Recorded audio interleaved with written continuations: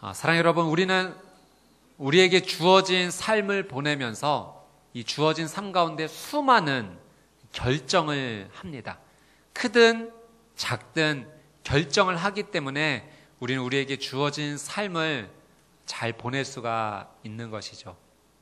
여러분이 오늘 이 자리에 오시기까지도 많은 결정을 하셨을 것입니다. 오늘 1부 예배를 드릴까, 2부 예배를 드릴까, 오늘은 어떤 옷을 입고 갈까, 오늘 세수는 하고 갈까, 이런 작은 결정들이 모여서 오늘 여러분이 이 자리에 있는 줄 믿습니다. 결정한다는 것은 굉장히 중요하죠. 왜냐하면 그런 말도 있지 않습니까? 한 번의 선택이 평생을 결정한다, 좌지우지한다. 우리가 평소에 하나님 앞에서 결정하는 이 작은 중요한 믿음의 결정들이 우리의 삶을 어떻게 이끌어 나갈지 결정하는 것입니다. 예수님께서 이 땅 가운데 오셔서 인간의 몸을 입고 있으실 때도 수많은 결정들을 하셨는데 그 결정 가운데 가장 중요했던 결정 가운데 한 가지가 바로 제자들을 결정하는 일이었습니다. 예수님께서는 이 제자들을 결정하실 때 그냥 함부로 하지 않으셨어요. 아주 신중하게 하나님 앞에 나가 결정하는 모습을 저희가 보게 되는데요. 누가복음 6장 12절 13절에 예수님의 이런 모습이 기록이 되어 있습니다. 우리 같이 한번 보도록 할게요. 누가복음 6장 12절 13절 한번 같이 읽어보겠습니다. 시작. 기도하시기 위해 산으로 올라가 밤을 새워 하나님께 기도하셨습니다.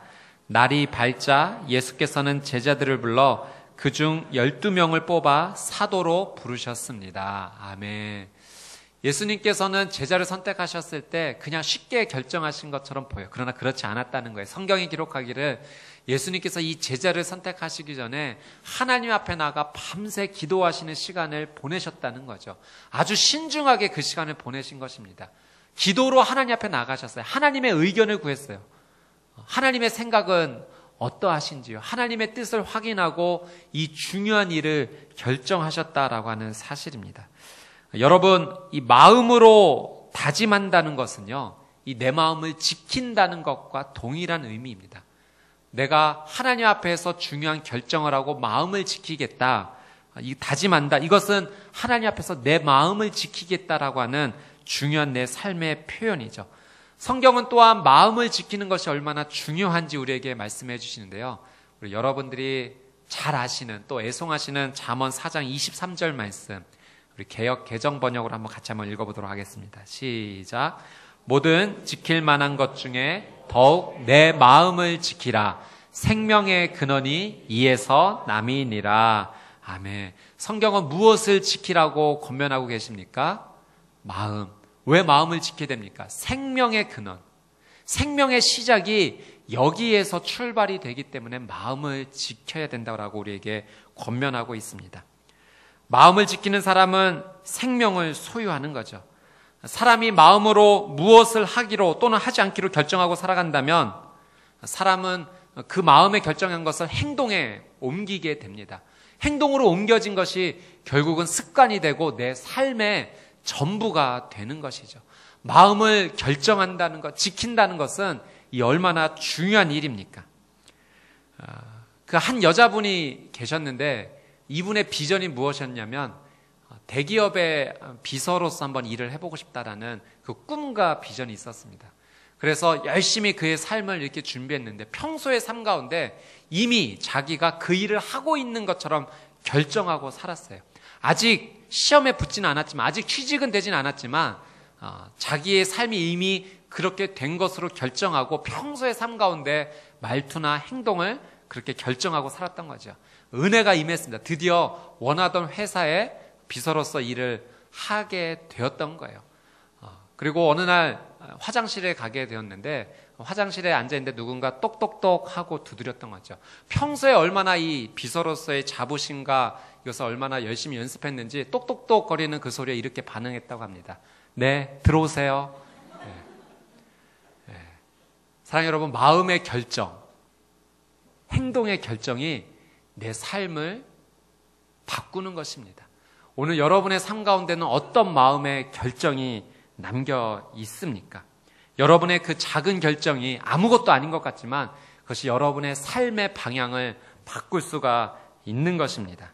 성경 가운데 이런 이야기들이 많이 나오죠. 마음의 결정에서 그의 인생인 생명을 소유했던 이야기가 많이 나옵니다. 그 가운데 대표 인물이 바로 다니엘이에요.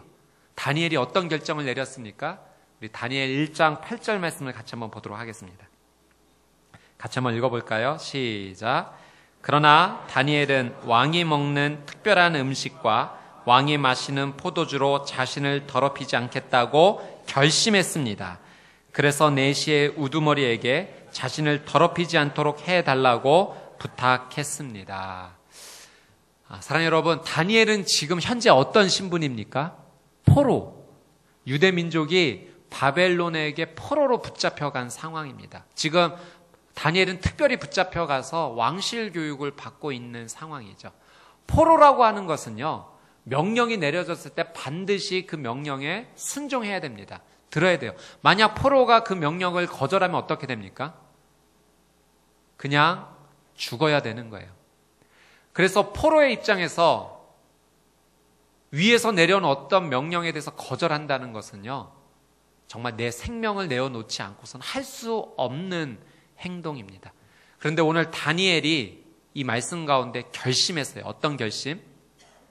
왕의 음식으로 나를 더럽히지 않겠다. 왜냐하면 이 당시에 왕이 먹었던 음식은 우상에게 바쳐졌던 음식인데 그것을 내가 먹는다라고 하는 의미가 이 당시에는 나도 이제 그 신을 섬기겠다라는 의미가 표현되어 있기 때문에 그렇습니다. 하나님을 믿는 자로서 나는 하나님을 믿겠습니다. 죽을지언정, 생명이 땅에 떨어질지언정 나는 하나님을 믿겠습니다라는 결정으로 다니엘이 나갔던 거예요. 하나님께서 은혜를 베풀어 주셨어요. 그 환관장의 마음을 바꿔주셔서 물과 채소만으로 지낼 수 있는 기회를 허락해 주었습니다. 그런데 다니엘의 얼굴이 다른 사람들보다 더 밝아지고 환해지는 은혜를 잊게 되죠. 물과 채소를 먹는다고 해서 그렇게 되는 것이 아니라 하나님의 은혜가 임했기 때문에 그렇습니다. 다니엘이 생명을 드릴 수 있는 그 귀한 결정, 하나님만을 사랑하겠다라는 그 결정이 그의 인생을 바꾸어 놓았던 것입니다. 사랑하는 여러분, 저와 여러분이 오늘 이 예배를 하나님께 드리면서 중요한 결정을 하는 시간이 되었으면 좋겠습니다. 우리의 인생이 하나님 앞에 꽃처럼 피어나는 귀한 은혜의 시작이 되었으면 좋겠습니다. 어떤 결정? 나는 일평생 하나님 앞에 예배자로 살아가겠다. 하나님 앞에 온전히 예배하는 자가 되겠다. 이 결정이 저와 여러분의 중요한 결정이 되기를 주님의 이름으로 축복합니다. 아멘. 오늘 말씀에 이런 일이 시작이 됩니다. 우리 36절 말씀을 같이 한번 읽어보도록 하겠습니다. 같이 한번 읽어볼까요? 36절 시작. 한 바리새파 사람이 예수를 저녁 식사에 초대했습니다. 그래서 예수께서는 그 바리새파 사람의 집으로 들어가 식탁에 기대어 앉으셨습니다. 한 바리새파 사람이 예수님을 저녁 식사에 초대했습니다. 여러분, 오늘 본문 전체를 통해서 이 바리새파 사람의 이름이 무엇인지 아시죠? 누구죠? 시몬이라고 하는 사람입니다. 오늘 이 향유옥합 사건은 마태, 마가, 누가, 요한 사복음서에 모두 다 기록되어 있는 사건인데 이 사건을 바라보는 각도가 조금 다릅니다. 마가복음 14장에는 어떻게 기록이 되어 있는지 한번 잠깐 살펴보도록 할게요. 마가복음 14장 3절 같이 한번 읽어보겠습니다. 시작. 예수께서 베다니 마을에서 나병 환자 시몬이라는 사람의 집에서 식탁에 기대 먹고 계시는데 한 여인이 값비싼 순수한 나드 향유가 든 옥합 하나를 가져왔습니다. 그리고 그 여인은 옥합을 깨뜨려 향유를 예수의 머리에 부었습니다. 자, 지명이 등장하죠. 어느 마을입니까? 베다니라는 마을이 등장을 합니다. 그리고 시몬이라는 이름 앞에 나병 환자라는 특별한 수식어도 붙게 되는 것을 보게 됩니다. 자, 요한복음은 또 어떻게 기록하고 있을까요? 요한복음 12장 1절에서 3절 말씀입니다. 자, 같이 한번 읽어볼게요. 시작. 6월절이 시작되기 6일 전에 예수께서 베다니에 도착하셨습니다. 그곳은 예수께서 죽은 사람 가운데서 다시 살리신 나사로가 사는 곳이었습니다. 그곳에서 예수를 위해 잔치를 베풀었습니다. 마르다는 음식을 날랐고 나사로는 예수와 함께 음식을 먹고 있는 사람들 가운데 함께 있었습니다. 그때 마리아가 매우 값비싼 향유인 순수한 나드 1리트라를 가져다가 예수의 발에 붓고 자기 머리털로 예수의 발을 닦아 드렸습니다. 집안은 온통 향내로 가득했습니다. 자, 조금 더 자세하게 설명이 되고 있어요. 베단이라는 이 지역에 누가 살고 있었습니까? 나사로. 예. 그래서 나사로의 동생이었던 마르다가 예수님을 위한 잔치가 벌어졌을 때 음식을 이렇게 섬기는 일을 하게 되었죠. 이때 향유 옥합을 가지고 왔던 여인의 이름이 처음으로 등장을 합니다. 그 여자의 이름은 무엇입니까? 마리아. 나사로의 누이 동생이었던 마리아라는 이름이 등장을 하게 됩니다.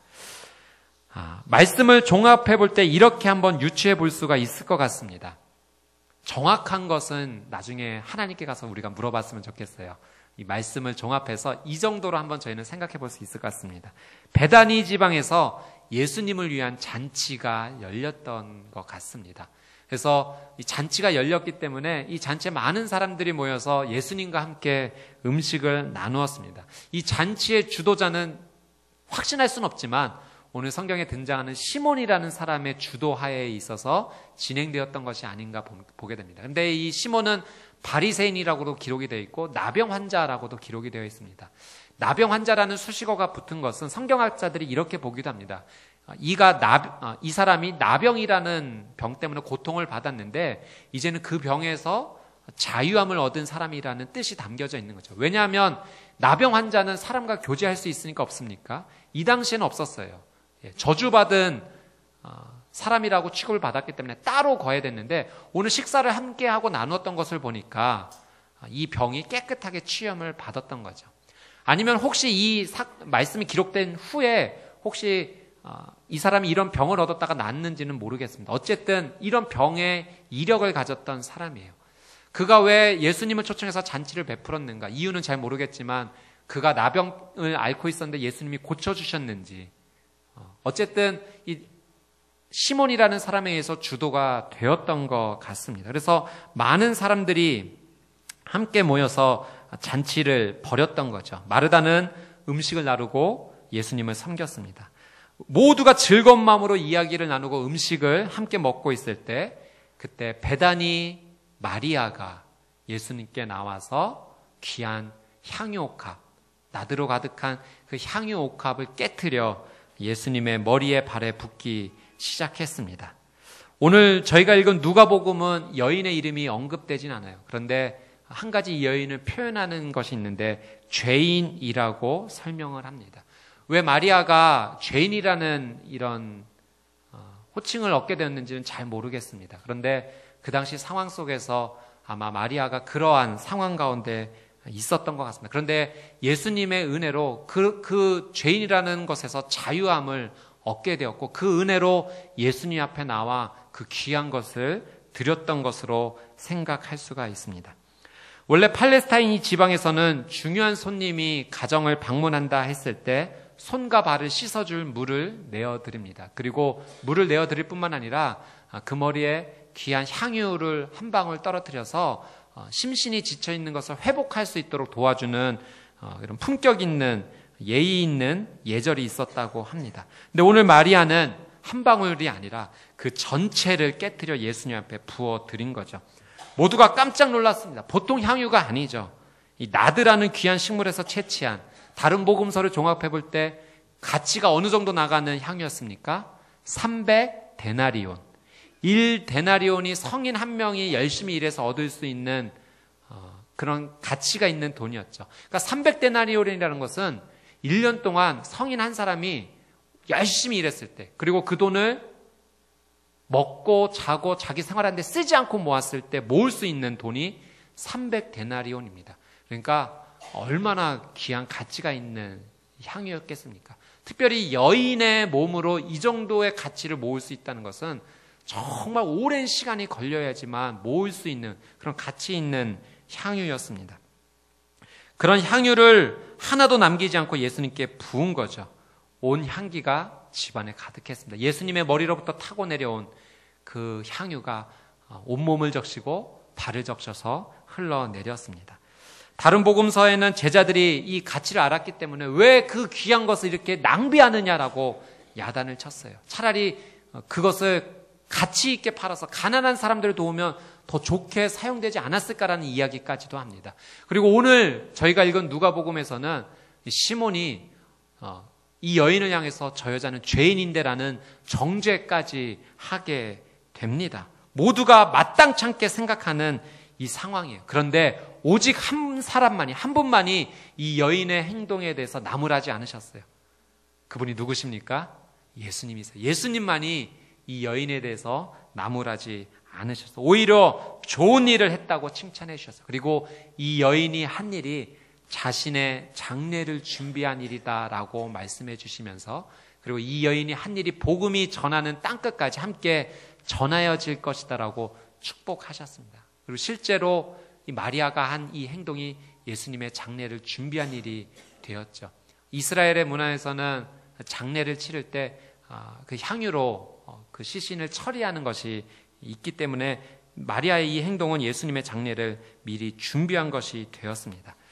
사랑하는 여러분, 이 전체적인 사건에서 우리는 중요한 한 가지 단어를 보게 돼요. 여러분은 무엇을 보셨습니까? 오늘 저는 여러분과 한 가지를 중요하게 나누고 싶은데, 처음에 마음을 결정하자라는 것에서부터 시작된 나눔입니다. 그것은 바로 우리가 이 성경에서, 이 말씀에서 예배라는 단어를 보게 됩니다. 그리고 예배자가 되자라는 그 귀한 결정을 함께 올려드렸으면 좋겠어요. 특별히 이 본문에, 사복음서 전체 이 사건 안에 예배라는 단어는 등장하지는 않습니다.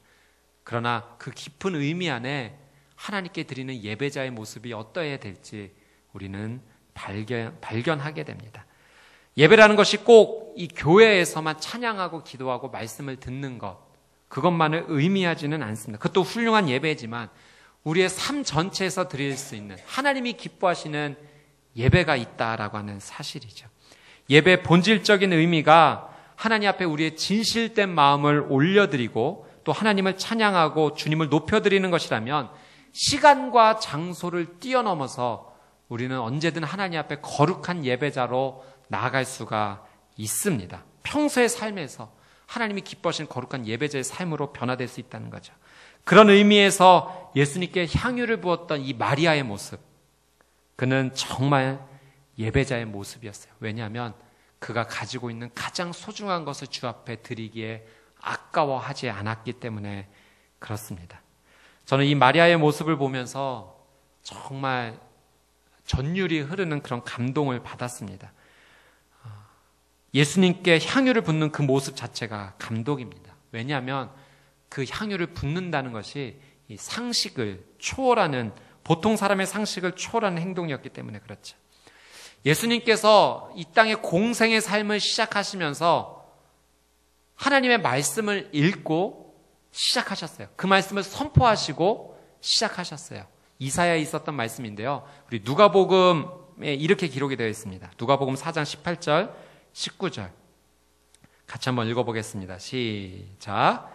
주의 성령이 내게 임하셨으니 이는 가난한 자에게 복음을 전하게 하시려고 내게 기름을 부으시고 나를 보내사 포로된 자에게 자유를, 눈먼 자에게 다시 보게 함을 전파하며 눌린 자를 자유롭게 하고 주의 은혜의 해를 전파하게 하려 하심이라 하였더라.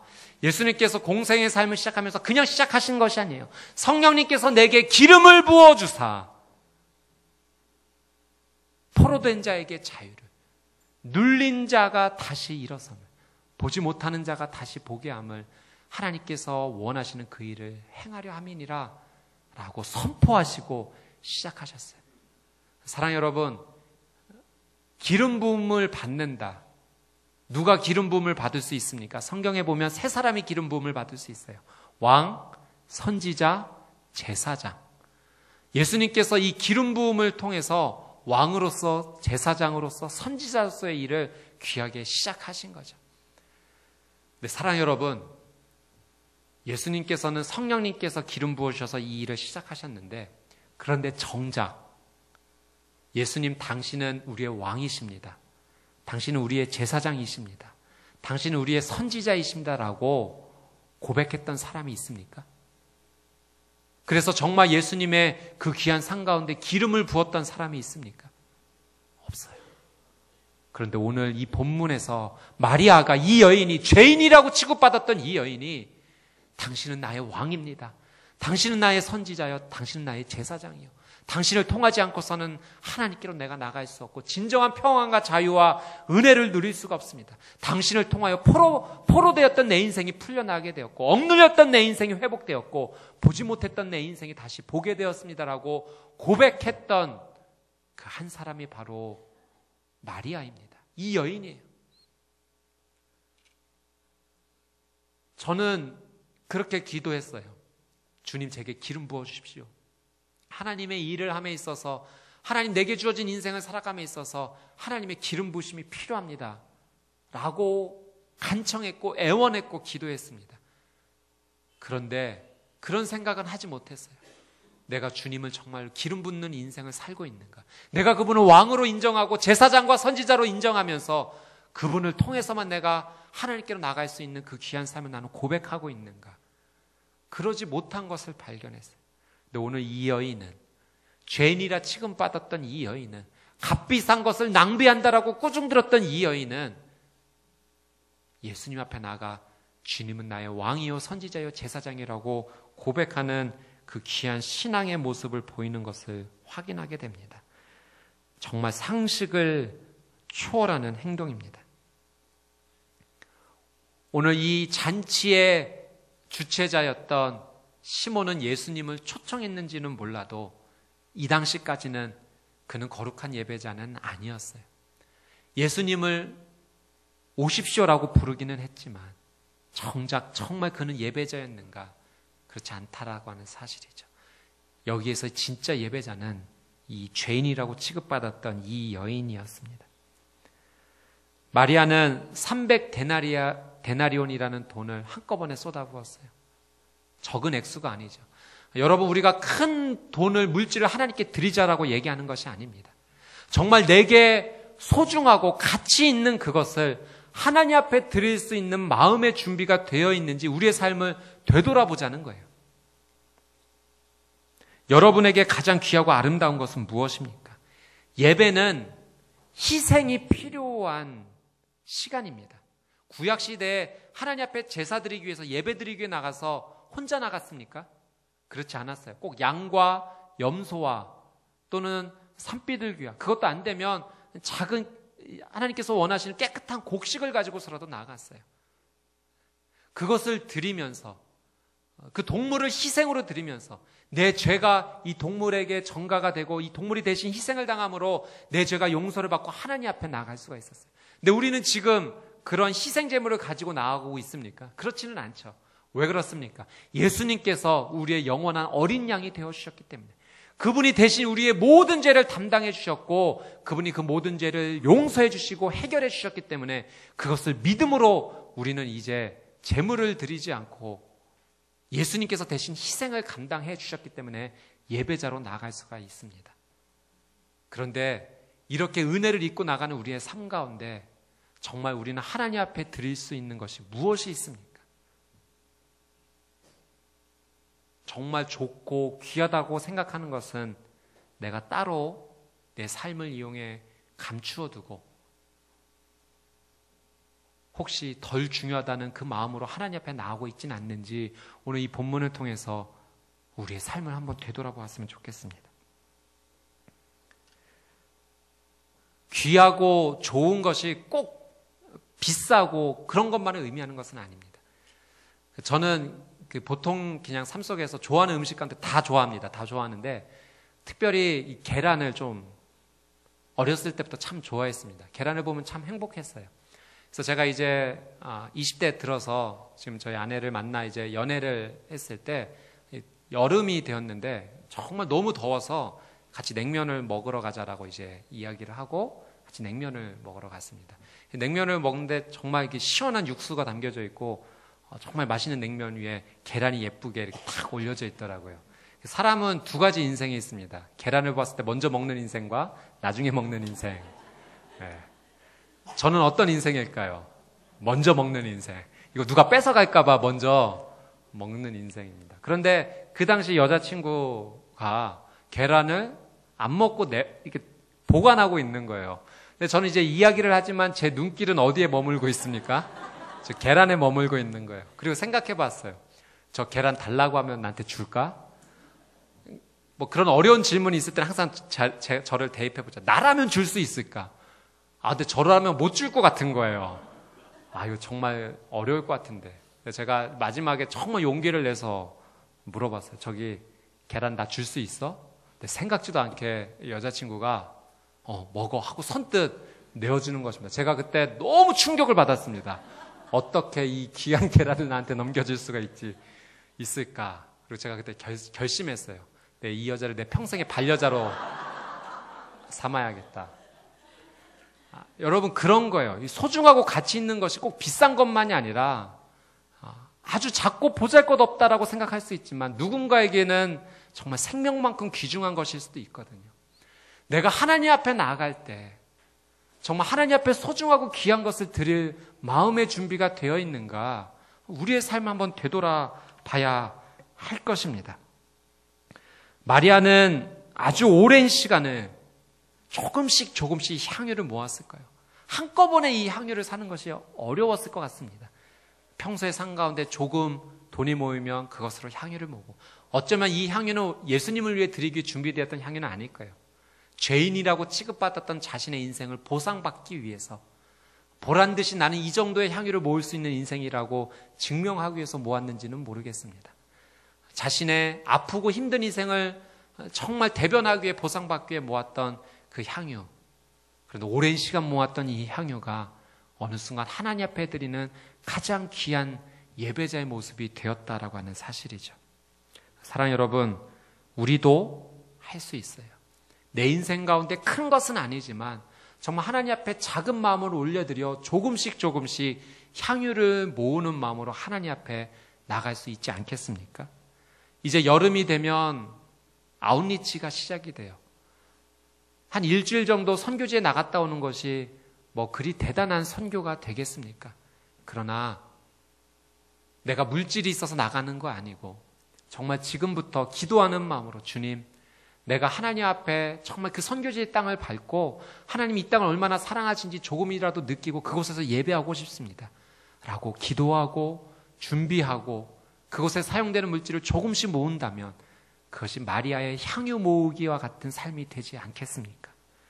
어려운 이웃을 보게 된다면 큰 것은 아니더라도 한 달의 작은 시간이라도 그들과 함께 보내고 그들을 도와줄 수 있다면 그것이 마리아와 같은 향유 모으기의 삶이 되는 거죠. 그것이 진짜 예배이지 않겠습니까? 오늘 저희가 성미에 대한 광고도 드렸는데요. 하나님 앞에 우리 가정 가운데 귀한 음식을 주신 하나님을 찬양하면서 매일 조금씩 한 숟갈씩 그 하나님 앞에 감사함으로 그 성미를 모아서 하나님, 이 성미가 어려운 이웃을 위해 사용되었으면 좋겠습니다라고 드린다면 그것이 하나님 앞에 거룩하고 귀한 향유가 되지 않겠습니까? 저희 평택 온누리교회는 전도팀도 있어요. 그 팀을 보면 제가 얼마나 감사한지 모르겠어요.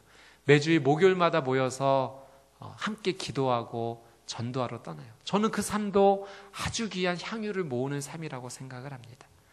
매일 하루의 첫 시간을 구별하여 새벽 예배를 드림으로 하나님 앞에 향유를 모으는 거룩한 예배의 인생도 될 수 있어요.